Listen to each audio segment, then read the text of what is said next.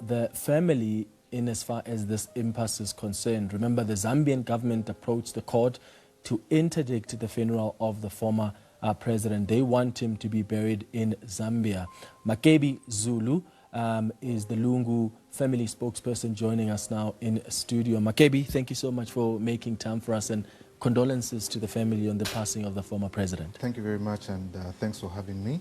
Condolences to the people of South Africa on the death of the former deputy president, President David Mabuza. Thank you. We convey our heartfelt condolences.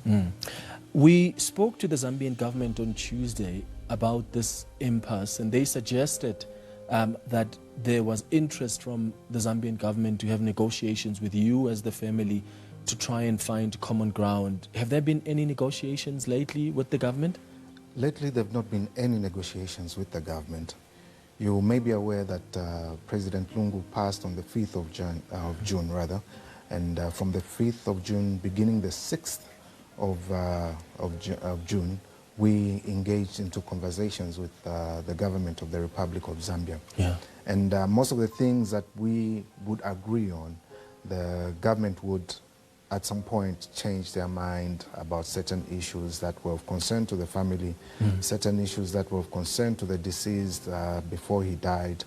All those issues were not meeting middle ground somewhere. And just when we thought we had reached middle ground, again there was a part of the government having to change positions from time and time again. So that's a problem that we had in this one. What are you concerned about as the family? Are you against the former president being buried in Zambia, or are you against President Hichilema presiding over the funeral? Well, at this particular point, it has become very clear that the government of the Republic of Zambia cannot be trusted in this because of the back and forth. It is desirable for the family, for the government of South Africa, and for the government of Zambia that President Edgar Lungu be buried in Zambia. But after these conversations and negotiations, we're bringing in mediators from different countries to try and speak to the government and also speak to the family.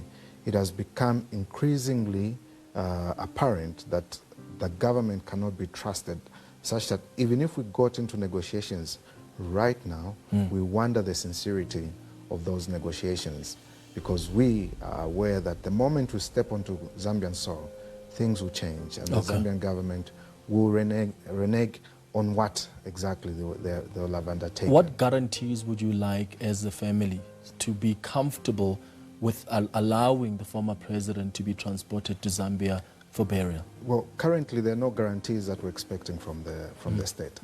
Especially that you may have noted that the national mourning was supposed to have ended on the 23rd of June.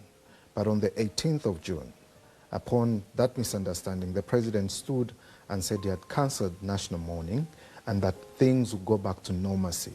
As far as the family is concerned, things have gone back to normalcy.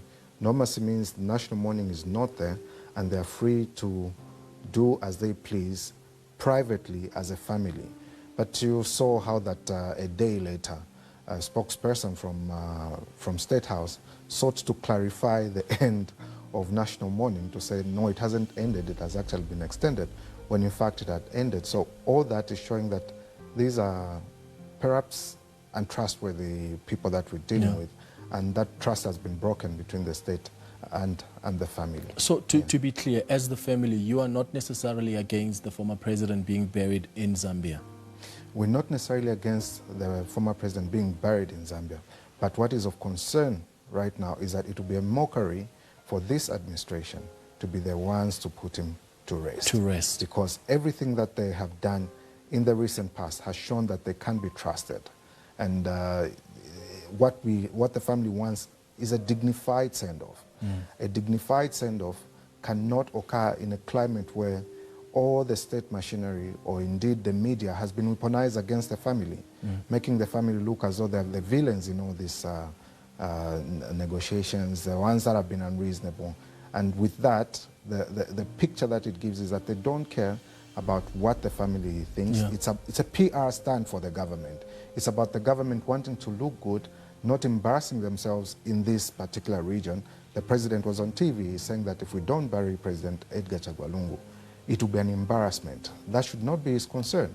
His concern is what and how does a family want to have President Edgar Lungu buried? What do they consider a dignified way of him being buried? And if the respect is going to be accorded to him in a private manner, by him being buried in South Africa, it shall be so. Even the idea of having gone to court has closed off the avenues of wanting to mediate or negotiate, because we had a couple of opportunities. President Bakili Muluzi was our mediator in this whole thing, and we were having discussions back and forth.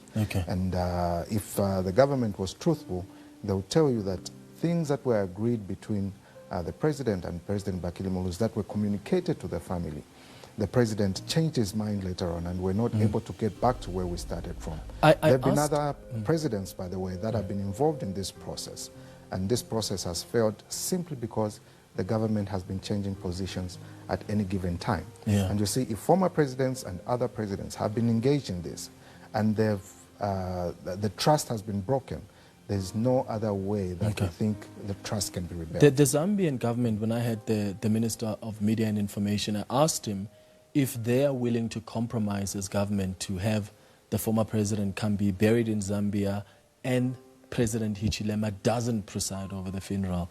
And they said that that wouldn't make sense for the president to step aside because heads of state would be coming and they would have to be hosted by the state, and the head of state is President Hichilema. Yeah, it's not a presidential funeral, it's a state funeral, and the president is not the state. So you see that the very insistence that he should be the one to be there goes against the very wish of the family. And with that being the position of the government, there's no compromise that is going to be reached in all this. Yes. What was the relationship like between the former president and President Hichilema? I know there have been questions raised, and I asked the Zambian government about whether or not they assisted. For instance, when he was sick and he needed to travel for his medication, they seemed to suggest that they were always opening up their door and willing to help. I asked about the presidential benefits that were cut off. They said that, well, that's because the former president had decided to re-enter politics, and according to the law in Zambia, once you decide that, you lose all your presidential benefits. What's your side as the family? You see, sometime in August of 2023, he was still in retirement. He asked to be taken to the hospital, to come for his medical reviews here in South Africa. The government, without giving a reason, denied him that opportunity for medical reviews to come to this place. So you will notice that even the time when he was supposedly or supposed to be enjoying his privileges, all those privileges were denied him.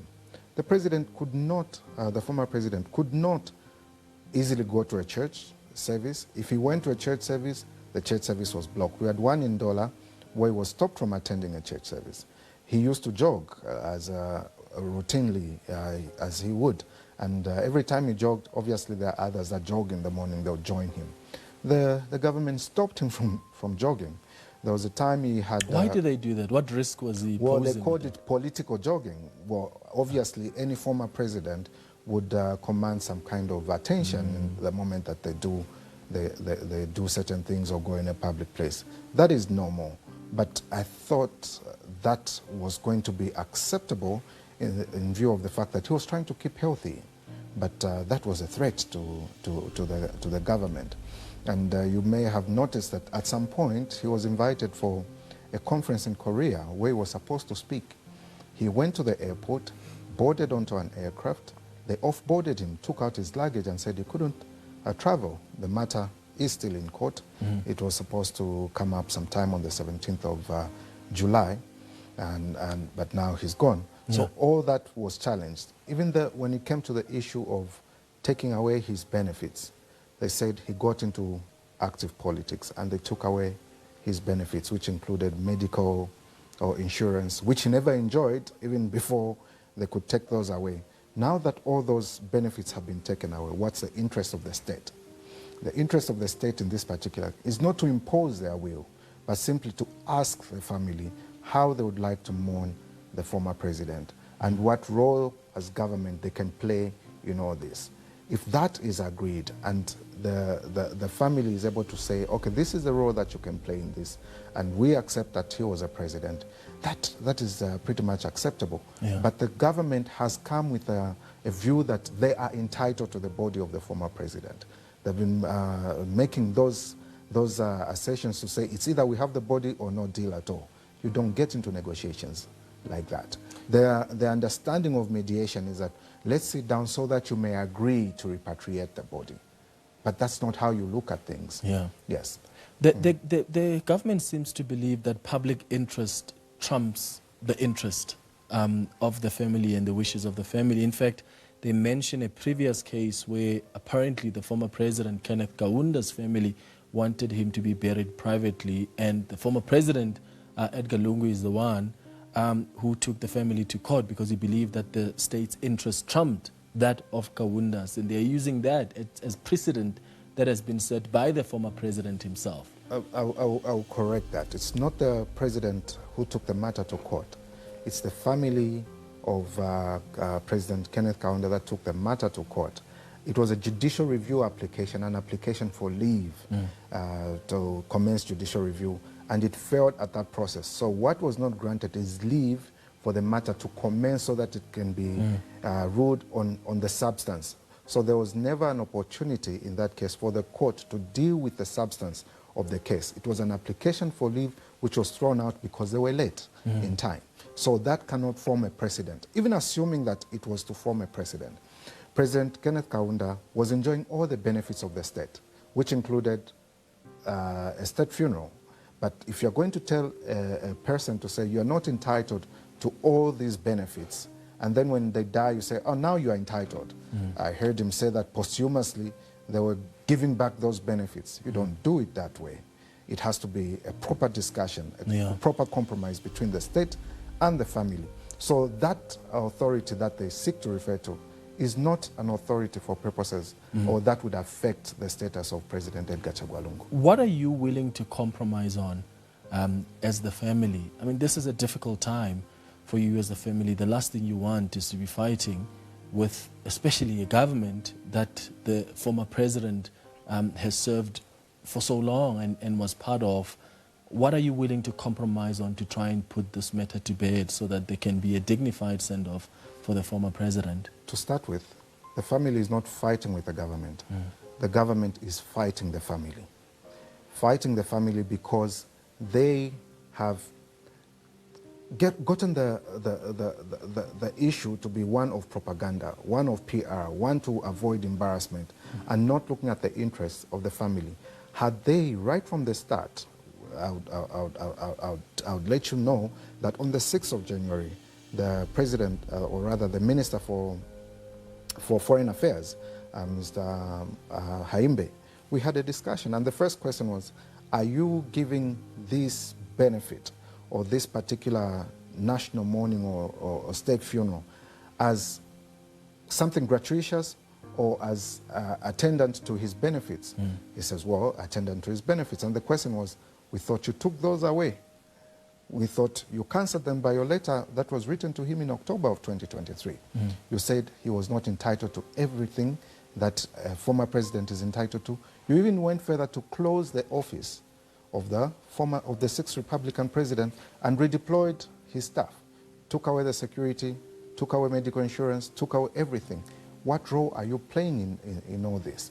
The response from the state was an imposition and not something that should have been negotiated with the family. Where do you see this ending as a family? Are you just going to fight it over in court? Or are you hoping for a resolution at some point? You see, we're happy that the matter went to court because now the court will be dealing with the rights of the parties. What are the rights of the family? What are the rights of the state in this?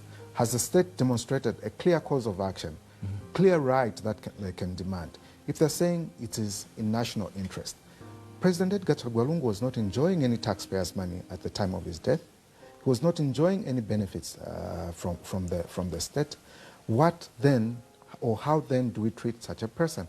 Even assuming that he was enjoying those benefits, what is the say of the family? The body always belongs to the family. Never does it belong to the state. And it is the state that has to negotiate, come to a compromise with the family as to how a dignified send-off can be given to a former president. Makebi.